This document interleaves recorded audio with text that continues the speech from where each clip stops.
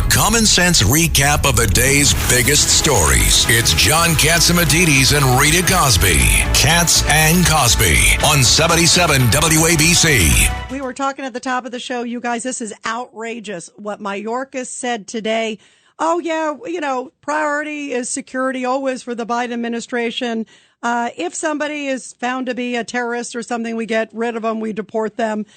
Very nonchalant, seemed completely detached, I think, from the reality of what we're seeing at the border. Well, nobody knows the border better than our next guest, Tom Homan, former ICE director.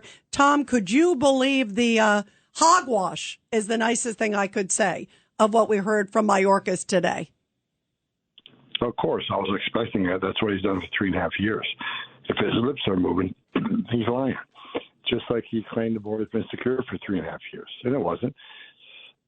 So when we talk today about everybody they counter is vetted, the problem is we need a reporter to ask him, well, can you explain the vetting process, please? Because if he's honest to American people, the vetting process is insufficient. I said this 1,000 times. We only vet them against information that's available to us, like NCIC, III state systems. Most countries don't share criminal information with us. A lot of these countries don't even have a system like NCIC.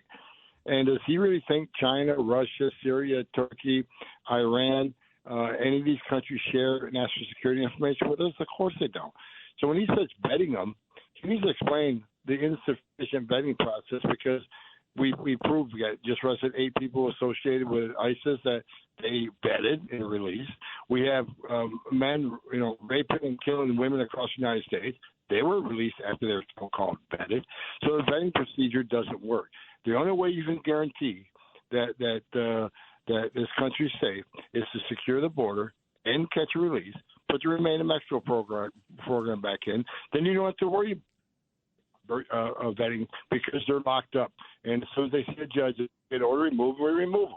That's the way Trump did it. That's the way they can do it. We're going to hear tomorrow night in the debate, Tom Homan. I felt like today's a preview of what we're going to hear tomorrow. Joe Biden is going to look in the camera tomorrow night. There's going to be an enormous audience and listeners too. He's going to say, yeah, look what I just did. I just did this executive order. I've always cared about the border, with a straight face. What do you think President Trump should say at that moment? He's going to say you're lying. What are the real numbers? You're saying the border apprehensions are down at your executive order. But the fact is, the gotaways have skyrocketed.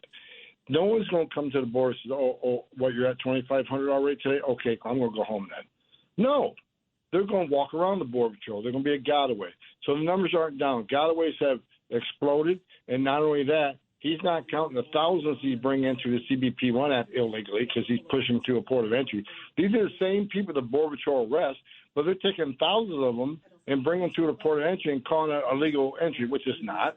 Then we talked about the CHNV program. He's flying thousands in from Cuba, Nicaragua, Venezuela, and bringing them into the airports. So if you add the airports up, and the port of entries up, and the gotaways up, and what the Border Patrol's catching, we're still at 8,000 a day. They're playing a shell game. They're lying to the American people. Judge Weinberg. So let me ask you a question. When the Biden administration said that it's all the Republicans' fault in Congress because they didn't pass legislation, what do you say to them about that outrageous, preposterous position? Well, if he says that tomorrow, President Trump should look over Biden and say, okay, what's in the bill? Joe, what's in the bill? Did you read the bill? Because I see the left going after this. I've seen Mayorkas say this. I've seen members of the Hill do this. Bottom line is, they didn't read the bill, or they couldn't say that unless they want to lie. I read the bill. That bill will not work.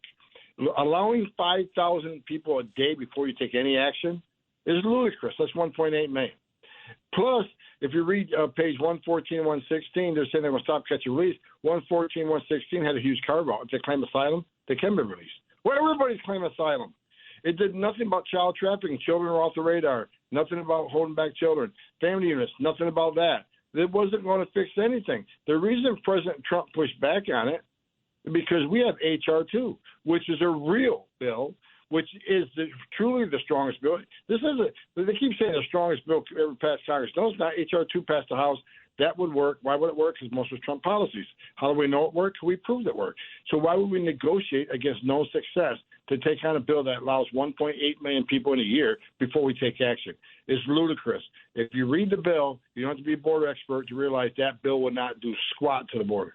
Yeah, and Tom, also real quick before I let you go, I couldn't believe this moment today. There were cameras following a lot of the Democrats around the hallways of Congress, and they asked them about Jocelyn Nungari, who the funeral's tomorrow. This is this 12-year-old Houston girl who was brutally murdered by 2 illegal migrants, allegedly.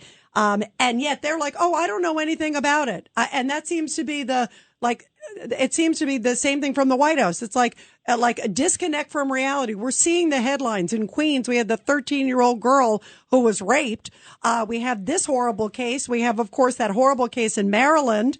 Of course, Lake and Riley. You've got this 12-year-old. The funeral's tomorrow, and they won't even acknowledge that these crimes have committed. What's your thoughts?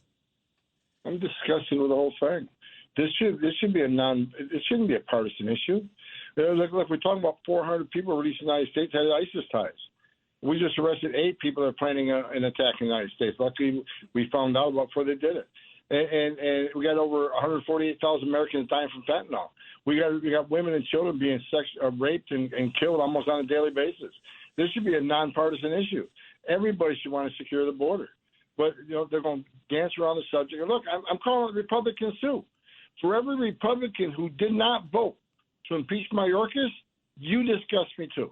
So this shouldn't be a partisan issue. A secure border saves lives. A secure border to prevent a terrorist attack or do a lot toward a terrorist attack. So this should be a nonpartisan issue. Everybody ought to be on the same side. But they're more interested in selling this country out for future political power because they perceive a future political benefit by millions of future Democratic voters and millions of people coming to sanctuary cities in the next census, which is going to reward the Democrat Party with more seats in the House. It's disgusting, it's treasonous, and I'm tired of it. Yeah, I listen, I feel the same way. It's an American issue, just like you said. It's not a political issue. It's an American security issue. Tom Homan, thank you so much. We really appreciate you speaking out. It's such an important topic. Thank you. Thank you, Tom.